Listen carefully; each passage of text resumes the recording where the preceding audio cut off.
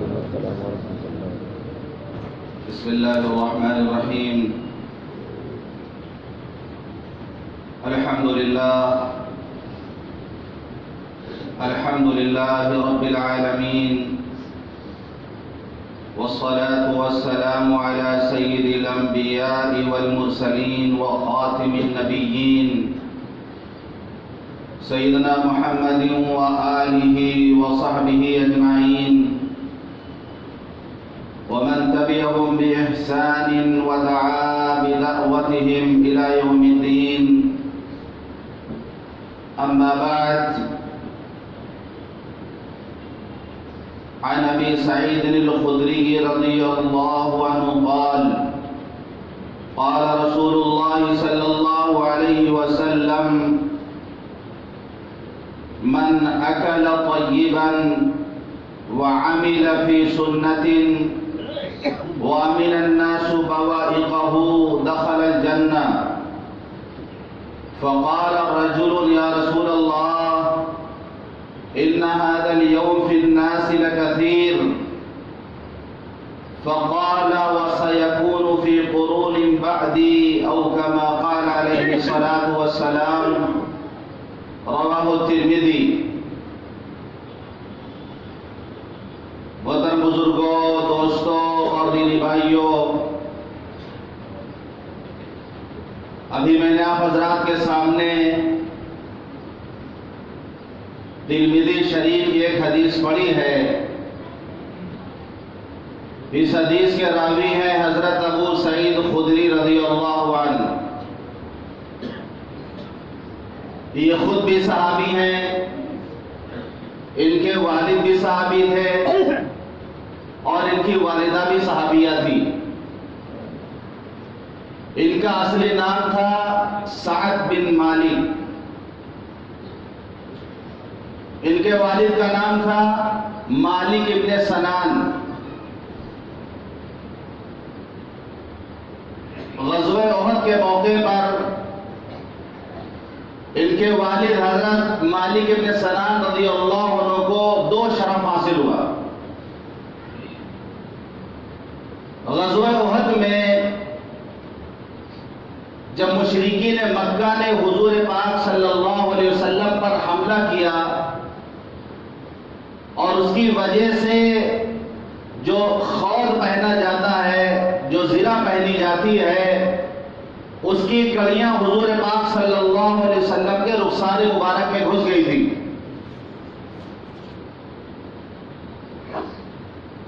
ان کڑیوں کو نکالنے کے لیے حضرت ابوبکر صدیق رضی اللہ عنہ آگے بڑھے تو حضرت ابو عبیدہ بن جراح رضی اللہ عنہ نے انہیں قسم دے کے کہا کہ یہ کام مجھے کرنے دو۔ پھر حضرت ابو عبیدہ رضی اللہ عنہ نے اپنے دانتوں سے آہستہ آہستہ وہ کڑی کھینچنی شروع کی تاکہ حضور پاک صلی اللہ علیہ وسلم کو کوئی تکلیف نہ پہنچے، اور اپنے دانتوں سے وہ کڑی کھینچ رہے تھے کہ ان کا ایک دانت ٹوٹ گیا۔ دوسری کڑی نکالنے کی باری آئی تو پھر صدیق اکبر آگے بڑھے۔ پھر حضرت ابو عبیدہ رضی اللہ عنہ نے انہیں قسم دے کے منع کیا کہ یہ کام مجھے کرنے دو۔ پھر اپنے دانتوں سے دوسری کڑی کھینچنے لگے آہستہ آہستہ، اور حضرت ابو عبیدہ رضی اللہ عنہ کا دوسرا دانت بھی ٹوٹ گیا۔ جب کڑی باہر نکل گئی تو حضور پاک صلی اللہ علیہ وسلم کے رخسار مبارک سے جو خون نکلا، اس خون کو حضرت ابو سعید خدری رضی اللہ عنہ کے والد حضرت مالک ابن سنان رضی اللہ عنہ نے چوس کر پی لیا۔ حضور پاک صلی اللہ علیہ وسلم نے انہیں منع کیا کہ تھوک دو، انہوں نے کہا کہ بخدا میں اسے نہیں تھوکوں گا۔ جب وہ جانے لگے تو حضور پاک صلی اللہ علیہ وسلم نے ارشاد فرمایا: جسے جنتی شخص دیکھنا ہو، جسے جنتی شخص دیکھنا ہو وہ انہیں دیکھ لے، یعنی مالک ابن سنان کو دیکھ لے۔ ظاہر سی بات ہے جس کے جسم میں حضور پاک صلی اللہ علیہ وسلم کا پاکیزہ خون تو اس جسم کو جہنم کی آگ جلا ہی نہیں سکتی. اسی لیے علماء یہ فرماتے ہیں کہ حضور پاک صلی اللہ علیہ وسلم کا خون، آپ کے فضلات پاک تھے. یہ مستدرک حاکم کی روایت میں بیان کر رہا ہوں. بہت سے لوگوں نے اعتراض بھی کیا ہے کہ خون تو ناپاک ہوتا ہے. مسلمانوں میں ایک جماعت ایسی ہے جو کہتی ہے کہ نہیں، غلط کیا انہوں نے. لیکن اہل سنت والجماعت کہتے ہیں کہ انہوں نے محبت میں کیا اور حضور پاک صلی اللہ علیہ وسلم کا خون پاک تھا. اگر ناپاکی بات ہوتی یا کوئی نازیبہ بات ہوتی تو حضور پاک صلی اللہ علیہ وسلم ان سے اسی وقت اگلواتے. آپ تو بشارت سنا رہے کہ جنتی دیکھنا ہو تو انہیں دیکھ لیں. اور پھر اسی غزوہ احد میں حضرت مالک ابن سنان رضی اللہ عنہ کو شہادت بھی ملی. تو یہ دو شرف ان کے والد کو ملا. ایک تو حضور پاک صلی اللہ علیہ وسلم کا مبارک خون ان کے جسم میں پہنچا اور اسی سرزمین پر ان کے خون کا فوارہ نکلا اور شہادت بھی احد کے میدان میں ان کی ہوئی. ان کی والدہ کا نام حضرت ام سلیت رضی اللہ عنہ. حضرت امام بخاری رحمۃ اللہ علیہ نے اپنے صحیح بخاری میں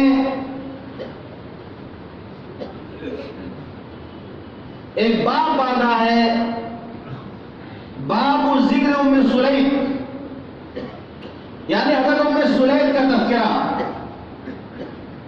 اس میں انہوں نے ایک واقعہ بیان کیا ہے کہ حضرت عمر رضی اللہ عنہ کے زمانے میں کہیں سے کچھ چادریں آئی تھی. تو حضرت عمر رضی اللہ عنہ نے مسلمان عورتوں میں وہ چادر تقسیم فرما دی تاکہ وہ دوپٹے کے طور پر اس کو اوڑھیں. ایک اچھی خوبصورت چادر بچ گئی تھی. ایک صاحب نے مشورہ دیا کہ امیر المومنین، حضور پاک صلی اللہ علیہ وسلم کے خاندان حضرت فاطمہ الزہرا کی جو بیٹی آپ کے نکاح میں ہے، یہ چادر آپ انہیں دے دیں. یہ بات بہت کم لوگ جانتے ہیں. عمر کی بیٹی نبی کے گھر میں، نبی کی بیٹی علی کے گھر میں، علی کی بیٹی عمر کے گھر میں. علی کے بچوں کے نانا نبی ہیں اور عمر کے بچوں کے نانا علی ہیں. عمر کی بیٹی نبی کے گھر میں، حضرت عمر بن خطاب رضی اللہ عنہ کی بیٹی حضرت حفصہ رضی اللہ عنہ کا نکاح حضور پاک صلی اللہ علیہ وسلم سے ہوا. ام المومنین ہیں وہ. تو عمر کی بیٹی نبی کے گھر میں اور نبی کی بیٹی حضرت فاطمہ الزہرا کا نکاح حضرت علی سے ہوا تو نبی کی بیٹی علی کے گھر میں. اور پھر علی کی بیٹی حضرت فاطمہ الزہرا کی بیٹی حضرت ام کلثوم رضی اللہ عنہ کا نکاح حضرت عمر بن خطاب رضی اللہ عنہ سے ہوا. تو علی کی بیٹی عمر کے گھر میں. تو علی کے بچوں کے نانا نبی ہوئے اور عمر کے بچوں کے نانا علی ہوئے. تو ساتھ میں ہی رائے دیا کہ جو چادر بچی ہے یہ حضرت ام کلثوم رضی اللہ عنہ کو آپ دے دیں. فرمایا کہ نہیں، حضرت ام سلیت اس کی زیادہ حقدار ہے.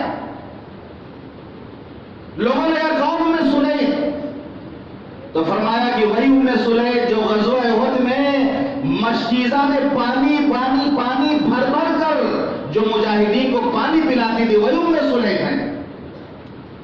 تو حضرت ابو سعید خدری رضی اللہ عنہ کے والد بھی غزوہ احد میں شریک ہوئے اور شہادت سے سرفراز ہوئے.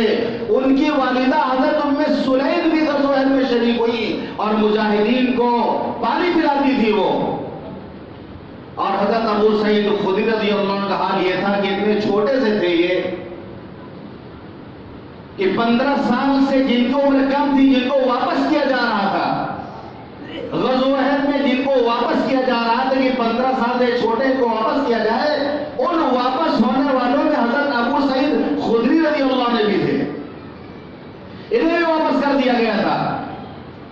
تو دور نبوت میں ان کی عمر بہت تھوڑی تھی لیکن انہوں نے جو علم حاصل کیا، حدیث کا جو علم حاصل کیا، تو محدثین کی اصطلاح میں انہیں مکثرین کہا جاتا ہے، یعنی ان سے بہت زیادہ حدیثیں مروی ہیں۔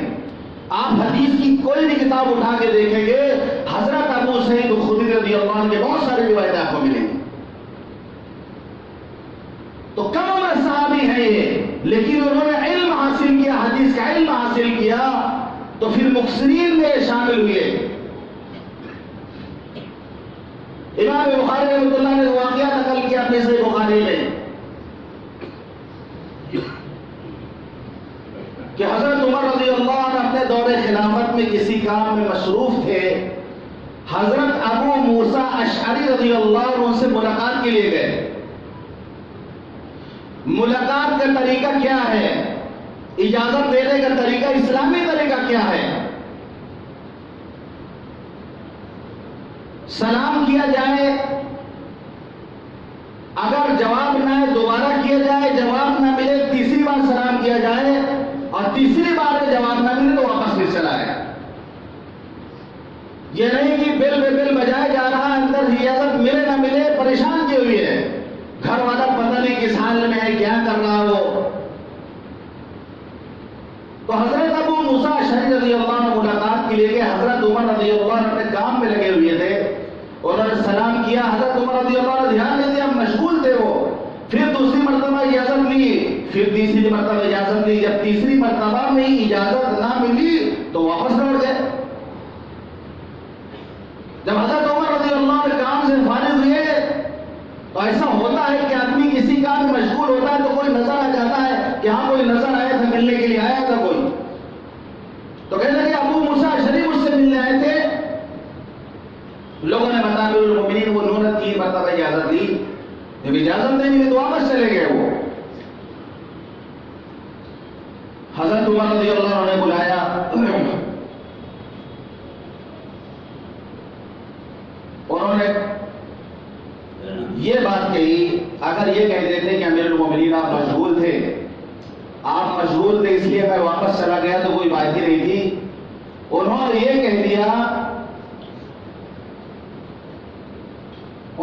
کہہ دیا کہ چونکہ حدیث میں آیا ہے کہ 3 مرتبہ اجازت لینی چاہیے اور تیسری مرتبہ بھی اجازت نہ ملے تو واپس چلے جانا چاہیے، یہ بات حضرت عمر کو نہیں معلوم تھی۔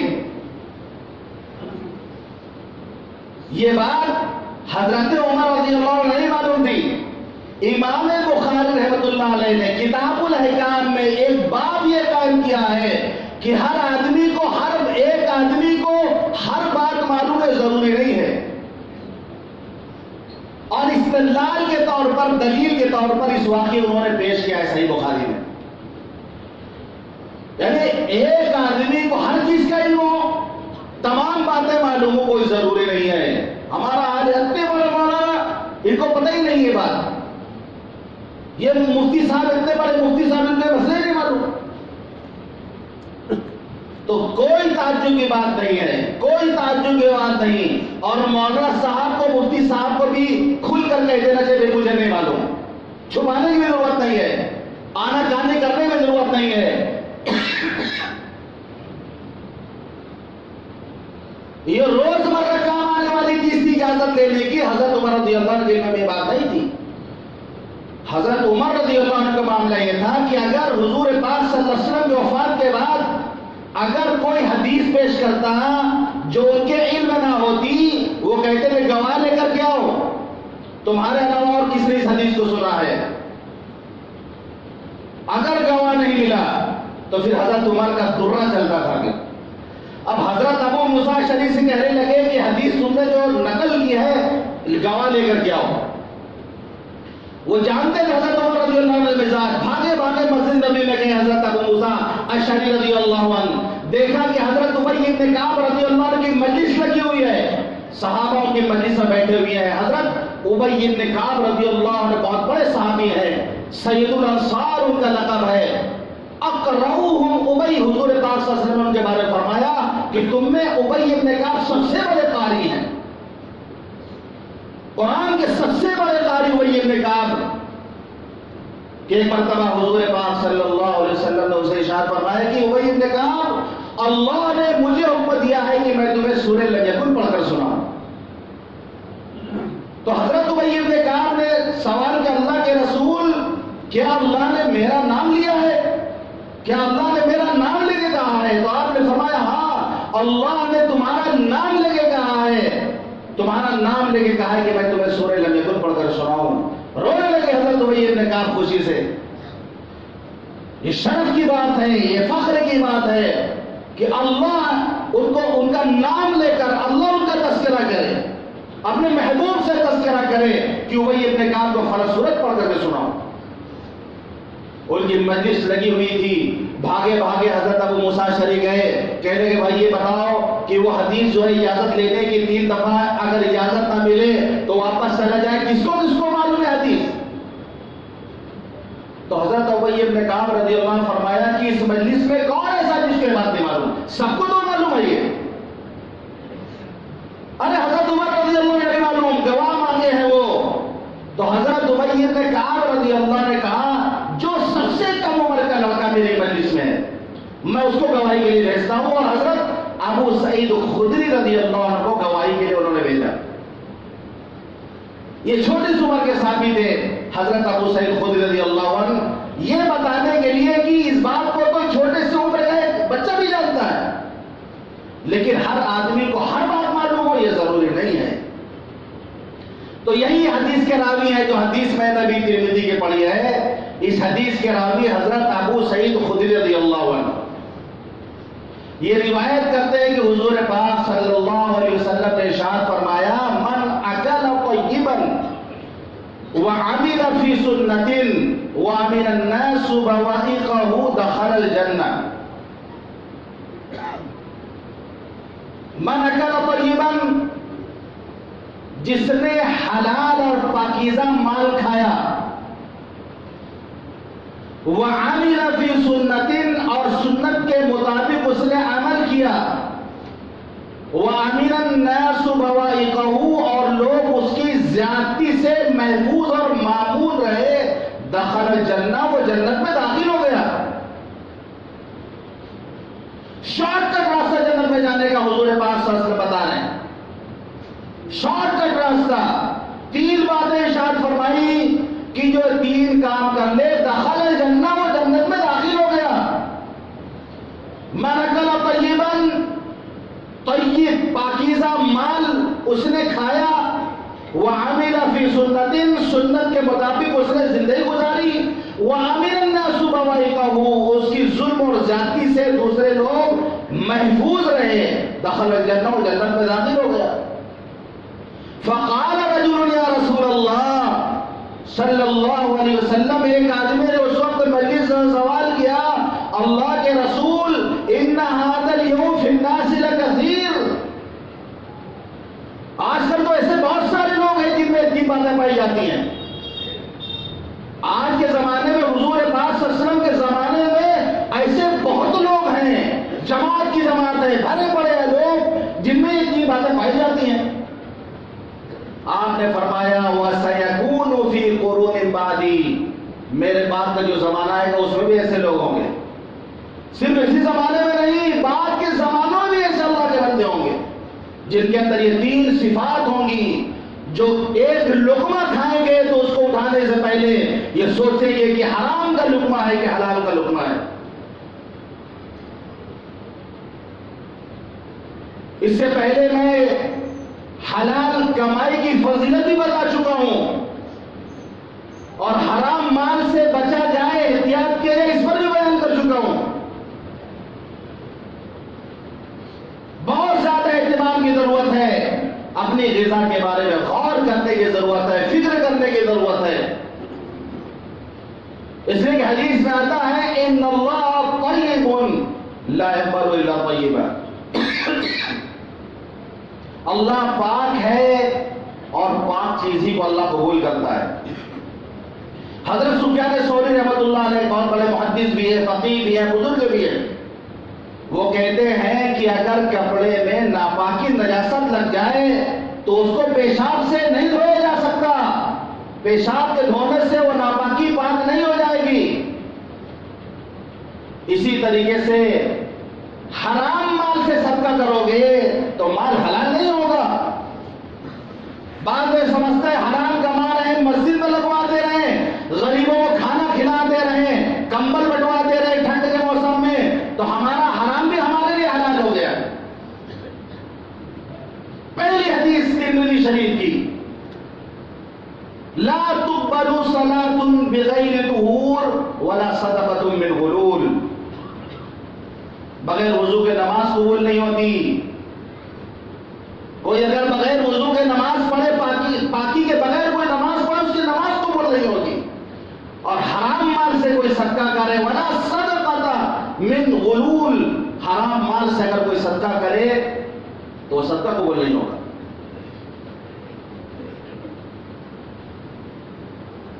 زمانہ جاہلیت میں حضور پاک صلی اللہ علیہ وسلم کی نوجوانی کا زمانہ تھا. بارش کی وجہ سے، سیلاب کی وجہ سے حرم کا وہ جو کعبے کا جو عمارت تھی وہ ڈھائی گئی تھی. اس کو دوبارہ تعمیر کرنے کی ضرورت پڑی کہ اس کو پھر سے تعمیر کیا جائے کعبہ کو.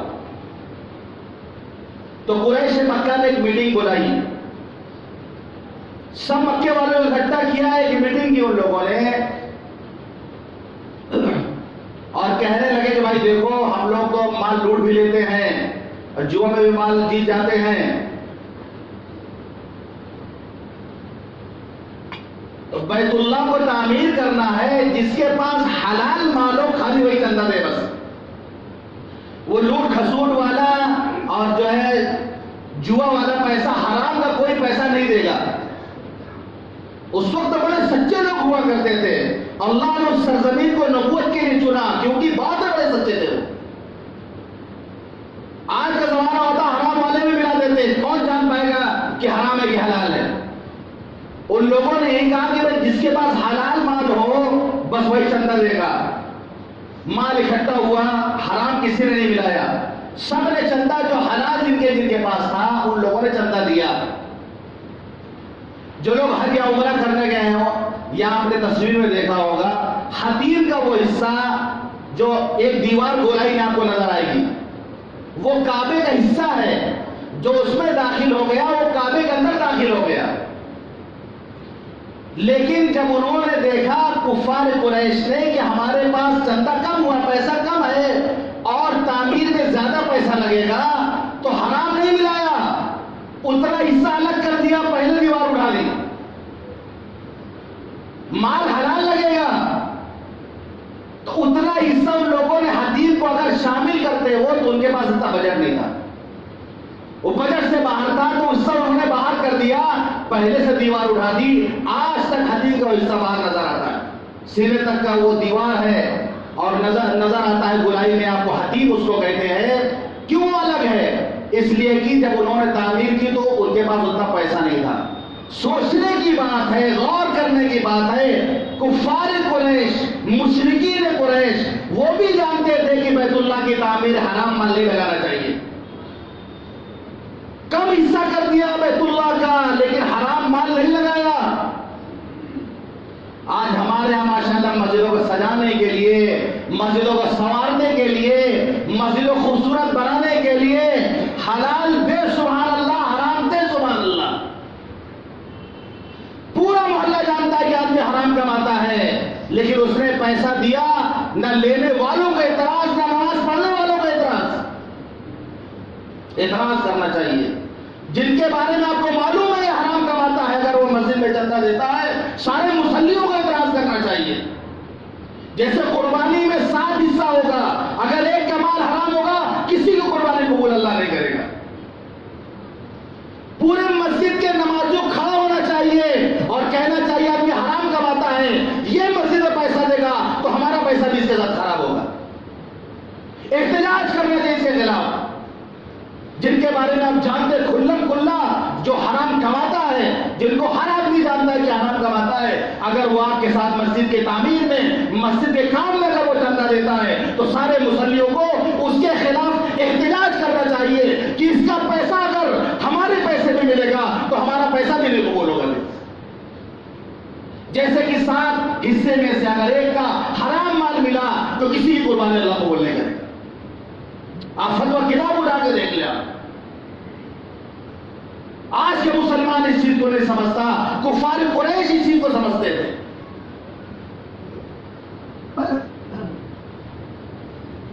تو اپنی غذا کا بھی ہم اہتمام کریں. اللہ کے گھر میں کیسا مال لگ رہا ہے اس کو بھی ہم دیکھیں، اس کو بھی ہم چیک کریں. امام غزالی رحمۃ اللہ علیہ، ان کی مشہور کتاب ہے حول العلوم، انہوں نے ایک بزرگ کا واقعہ لکھا ہے، ایک بزرگ کا قول لکھا ہے. حضرت سہل بن عبداللہ رحمۃ اللہ علیہ فرماتے ہیں من اکل الحرام اصد جوارحہ شاء ام ابا علم ام لم یعلم. جو حرام کھائے گا، جو حرام کھائے گا، اس کے اعضاء و جوارح اس کی نافرمانی کریں گے، وہ چاہے یا نہ چاہے، جانے یا نہ جانے. جب حرام غذا پیٹ میں جائے گی، یہاں غلط کام کے لیے اٹھے گا، یہ پیر غلط کام کے لیے چلیں گے، یہ آنکھ غلط دیکھے گی، یہ کان غلط سنیں گے. شاہ مبا، چاہے وہ چاہے یا نہ چاہے، نہ چاہنے کے باوجود بھی ہوگا، جانے یا نہ جانے. اگر انجانے میں کوئی حرام کھا لیتا ہے تو گنہگار تو نہیں ہوگا. انجانے میں اگر کوئی کسی کو کھلا دے حرام مال تو کھانے والا گنہگار تو نہیں ہوگا، لیکن جو مال اندر گیا حرام وہ اثر تو کرے گا. جیسے ایک آدمی زہر کھائے جان بوجھ کر، تو اس نے خودکشی کرنے کی کوشش کی، یہ حرام ہے، اور پیٹ میں جو زہر گیا وہ تو اثر دکھائے گا اپنا. اسی طریقے سے اگر کوئی کسی کو جو ہے زہر کھلا دے انجانے میں، تو کھانے والا تو گنہگار نہیں ہوگا، لیکن جو زہر پیٹ میں گیا ہے وہ تو اثر دکھائے گا اپنا. وہ جانے چاہے نہ جانے، پیٹ میں زہر گیا تو اثر دکھائے گا. اسی طریقے سے حرام مال جب آدمی کھاتا ہے، چاہے جانے چاہے نہ جانے، پیٹ میں جانے کے بعد وہ اپنا کام شروع کر دیتا ہے. اسی لیے حضرت عبداللہ بن مبارک رحمۃ اللہ علیہ محدث بھی ہیں، فقیہ بھی ہیں، بہت بڑے صوفی بزرگ بھی ہیں. وہ فرماتے ہیں کہ میرے پاس کسی کا ایک درہم، میرے پاس کسی کا ایک درہم ہو، میں اس کو واپس کر دوں، یہ مجھے زیادہ پسند ہے کہ میں اللہ کے راستے میں 1,00,000 صدقہ کروں. پھر فرماتے ہیں کسی کا میرے پاس ایک درہم ہو، میں اس کو واپس لوٹا دوں، یہ مجھے زیادہ محبوب ہے اس چیز سے، میں اللہ کے راستے میں 2,00,000 صدقہ کروں. پھر فرمایا 3,00,000 صدقہ کروں، 4,00,000 صدقہ کروں، 5,00,000 صدقہ کروں. اس سے بہتر یہ ہے کہ میں ایک درہم جو میرے پاس ہے دوسرے کا، میں اس کو لوٹا دوں. اس کو حجاز، سرزمین عرب حجاز، حدیث کا علم حاصل کرنے کے لیے گئے تھے اپنے وطن سے، اور بھول کر کے پین قلم کسی کا لے کے اپنے وطن چلے آئے تھے. حضرت عبداللہ مبارک رحمۃ اللہ علیہ جب وہ اپنے وطن پہنچے ہیں اور دیکھا کہ دوسرے قلم چلایا، پھر سفر کیا ہے قلم واپس کرنے کے لیے. اس قلم کو واپس کرنے کے لیے پھر سرزمین حجاز کا، عرب کا انہوں نے سفر کیا. اس وقت جہاز نہیں تھے، اس وقت ٹرینیں نہیں تھی، اس وقت لوگ پیدل چلتے تھے، اونٹوں سے سفر کرتے تھے، اور سفر کر کے اس قلم کو واپس کرنے کے لیے گئے. یہ تقویٰ تھا ہمارے کاملین کا، یہ تقویٰ تھا ہمارے بزرگوں کا. کاندھلا کے بزرگ تھے مفتی مظفر حسین کاندھلوی رحمۃ اللہ علیہ. حضرت شیخ اپنی آپ بیتی بھی لکھتے ہیں کہ ایسے بزرگ تھے کہ خاندان والوں کی دعوت کرنے سے کرتے تھے.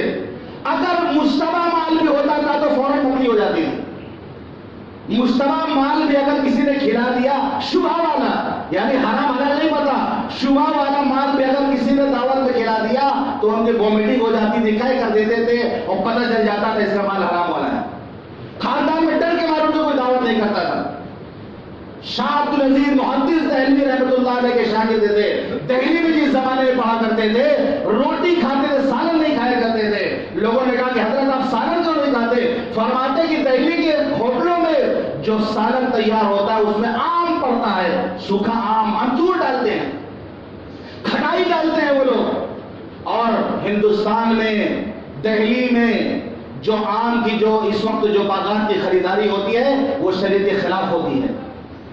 یعنی پھلانے سے پہلے